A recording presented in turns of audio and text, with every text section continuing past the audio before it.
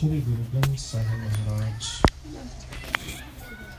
दो जहान दे वाली हल्क पल्क के रक्षक गरीब निवाज तिन्हां दी गोद दा निघा आनंद मान रही गुरु रूप खालसा साध संगत जी। आओ सब तो पहला दसम पिता दी बख्शी हुई फतेह नूं प्रवान करो, दिनां दी सांझ पाओ। वाहिगुरु जी का खालसा वाहिगुरु जी की फतेह। बाबा जी होरां ने बड़े ही सुचगे ढंग दे नाल उस परमात्मा के नाम नूं दस्सिया। गुरु नानक साहिब जी के जीवन बारे दस्सिया बहुत विस्तार नाल बड़े ज्ञानवान ने। तन तन गुरु नानक देव जी महाराज तिन्हां दी बाणी जपजी साहिब की कथा जिस तरह लड़ीवार चल रही है। पिछले हफ्ते 12वीं पौड़ी की अगे तुक की कथा हुई सी। अज उस तो अगे प्रवान करना गुरु दी बाणी गुरु दा शब्द सुनन दे नाल हिरदे तो सुनन दे नाल जो इंसान की जिंदगी दे विच परिवर्तन आउंदा है, उसकी नज़र, उसके कार विहार, उसका दूसरियां दे नाल बर्ताव, सहजपन, मिठी बोल बाणी, ये चीज़ां उस पिता दे नाम दे सुनन दे नाल जो असीं कन्नां राहीं सुन के हिरदे विच वसाउंदे हां, उस दे नाल ये परिवर्तन आउंदे हन। पहला 4 पौड़ियां दे विच गुरु साहिब जी ने सुनन दी महत्ता दसी सी कि सुनन दे नाल जो परिवर्तन हुंदे हन। जो बाणी असीं सुन के उसनूं विसारदे नहीं हां, उसनूं अपने हिरदे दे विच रखदे हां, उसका वर्णन कीता सी। हुण गुरु साहिब जो बाणी सुनी है उसनूं मन्नण दा जो आदेश है कि जो बाणी असीं सुनी है अगर उसनूं असीं अपने जीवन दे विच नहीं लियाउंदे, जिस तरह बाबा जी उन्होंने कहा सी कि प्रैक्टिकल नहीं है लाइफ दे विच, तां वो जो सुनिया होया है वो हवा दे विच उड़ जाता है। आओ पिता जी इस 12वीं पौड़ी दे विच की फरमान करदे हन, सरवण करो। मन्ने की गत कही न जाए, जे को कहे पिछे पछताए।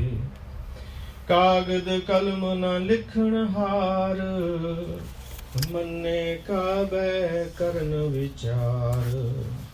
ऐसा नाम निरंजन हुए, जे को मन जाने मन कोय।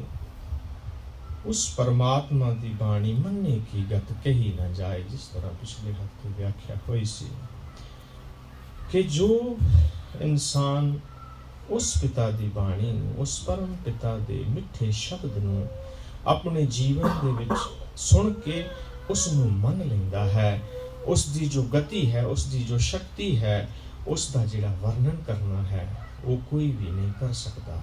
क्योंकि उस पिता दा उस अथा उस अपरंपार दा जो नाम है, जो उसका शब्द है, उसनूं मन के जे इंसान कोई मन लैंदा सुन के वो उस परमात्मा का रूप हो जाता है। उस परमात्मा का रूप होने का करके उसका जो जिंदगी का जीवन का ढंग है वो गुरमत के आधार पर हो जाता है, उस गुरु की बाणी के आधार पर हो जाता है। और जे कोई प्राणी उसकी महिमा जिहड़ी इतनी वध जाती है कि जे कोई प्राणी उसकी महिमा नूं कहना चाहे तो वो कहने तो बाहर है। उस तो अगे गुरु साहिब जी फरमाउंदे हन, जे को कहे पिछे पछताए। जे कोई इंसान उस परमात्मा दे नाम मनन वाले नूं उसकी व्याख्या करे, उसकी महिमा का वर्णन करे तो वो ये कह देवे कि मैं उसका पूर्ण तौर पर वर्णन कर दिता है, उसकी महिमा जो है नाम नूं मनन वाले की कर दी है।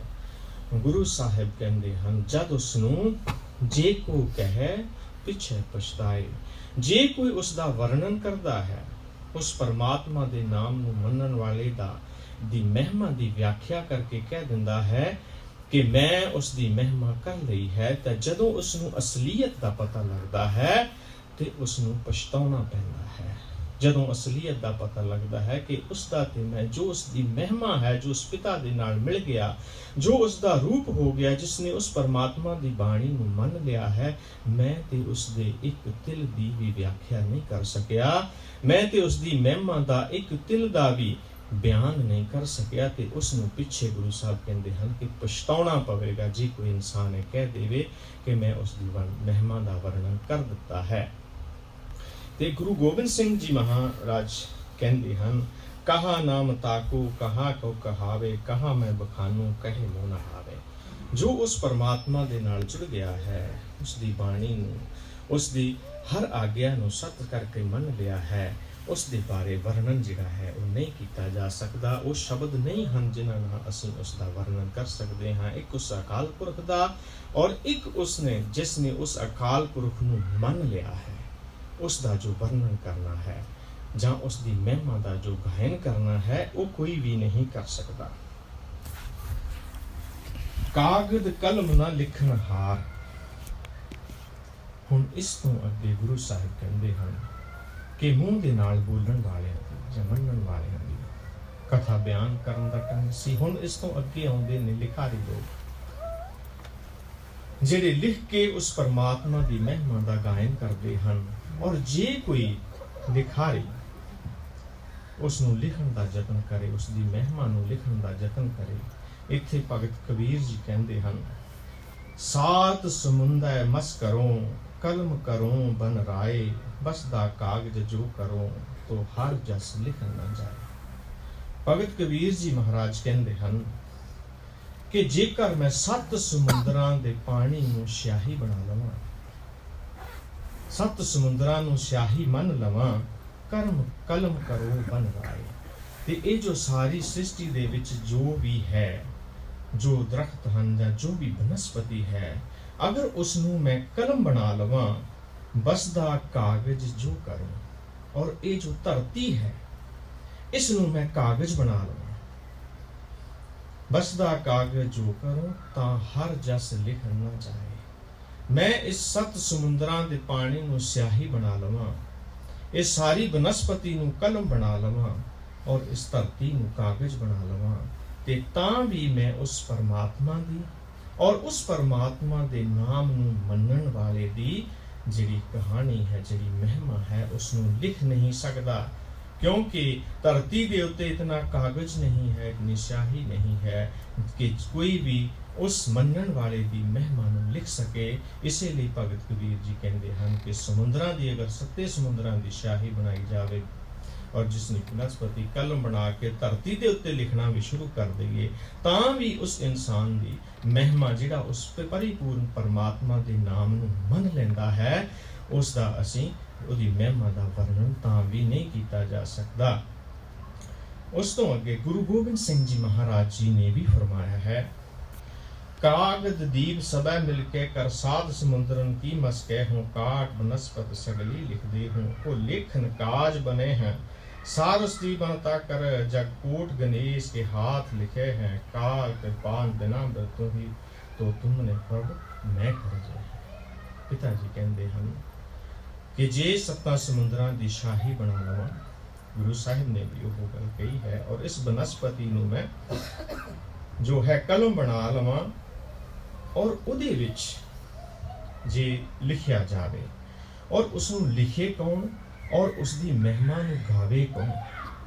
ਜੇ ਉਸ ਦੀ ਮਹਿਮਾ ਨੂੰ ਸਰਸਵਤੀ ਉਹ ਲਿਖਾਵੇ ਤੇ ਗਣੇਸ਼ ਉਸ ਨੂੰ ਲਿਖੇ, ਤੇ ਇਹ ਸਾਰੇ ਬ੍ਰਹਿਮੰਡ ਨੂੰ ਕਾਗਜ਼ ਬਣਾ ਕੇ 7 ਸਮੁੰਦਰਾਂ ਨੂੰ ਸ਼ਾਹੀ ਬਣਾ ਕੇ ਬਨਸਪਤੀ ਨੂੰ ਕਲਮ ਬਣਾ ਕੇ, ਤਾਂ ਵੀ ਸਰਸਵਤੀ ਵੀ ਉਸ ਦੀ ਮਹਿਮਾ ਨੂੰ ਨਹੀਂ ਕਹਿ ਸਕਦੀ, ਔਰ ਗਣੇਸ਼ ਜੋ ਹੈ ਉਹ ਵੀ ਉਸ ਨੂੰ ਲਿਖ ਨਹੀਂ ਸਕਦਾ। ਉਸ ਇਨਸਾਨ ਦੀ ਮਹਿਮਾ ਇਤਨੀ ਉੱਤਮ ਤੇ ਇਤਨੀ ਅਪਾਰ ਹੋ ਜਾਂਦੀ ਹੈ ਜਿਸ ਨੇ ਉਸ ਦੇ ਨਾਮ ਨੂੰ ਮੰਨ ਲਿਆ ਹੈ। ਗੁਰੂ ਸਾਹਿਬ ਸੁਖਮਨੀ ਸਾਹਿਬ ਦੇ ਵਿੱਚ ਵੀ ਫਰਮਾਉਂਦੇ ਹਨ, ਕਿਨਕਾ ਏਕ ਜਿਸ ਜੀਵ ਸਾਵੈ ਤਾਕੀ ਮਹਿਮਾ ਗਣੀ ਨਾਵੇ। ਜਿਸ ਦੇ ਮਨ ਦੇ ਵਿੱਚ ਇੱਕ ਕਿਨਕਾ ਵੀ ਉਸ ਪਰਮਾਤਮਾ ਦੀ ਬਾਣੀ ਦਾ ਵਸ ਗਿਆ ਹੈ, ਉਸ ਦੀ ਮਹਿਮਾ ਕਰਨਾ ਹੀ ਜਿਹੜਾ ਹੈ ਉਹ ਬਹੁਤ ਔਖਾ ਹੈ।